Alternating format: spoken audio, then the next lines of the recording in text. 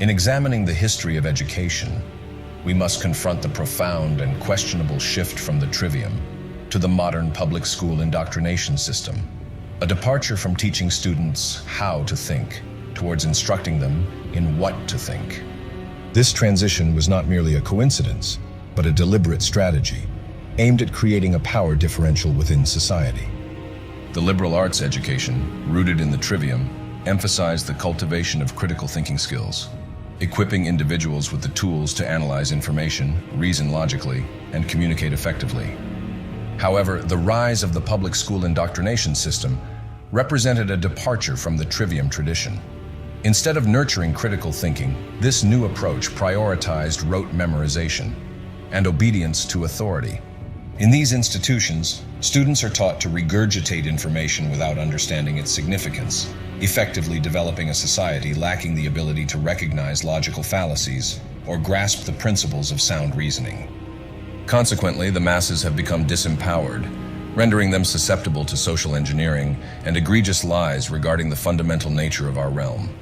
By controlling what individuals were taught and how they were taught it, those in positions of authority could perpetuate their dominance over the ignorant masses. Education became a tool of social control, reinforcing existing hierarchies rather than challenging them. Furthermore, as we analyze the development of individuals through education, we find a natural alignment between the stages of cognitive growth and the Trivium. The first path of the Trivium, grammar, corresponds with the period in a child's development when they are most receptive to absorbing information, typically occurring in early childhood. During this phase, children naturally absorb information about language and basic concepts. By aligning the grammar path of the Trivium with this early stage of life, we can provide a solid foundation in language and communication that sets the stage for future learning. The second path of the Trivium, logic, involves the development of reasoning skills and aligns perfectly with the period when children begin to question and analyze the world around them, usually around the age of 7. This phase is crucial for nurturing critical thinking abilities, teaching children to discern truth from falsehood and to construct logical arguments.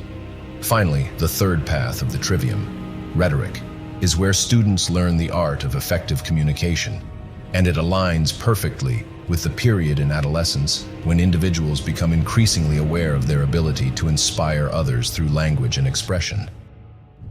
In conclusion, the transition from the Trivium to the public school indoctrination system represents a deliberate strategy to consolidate power differentials within society.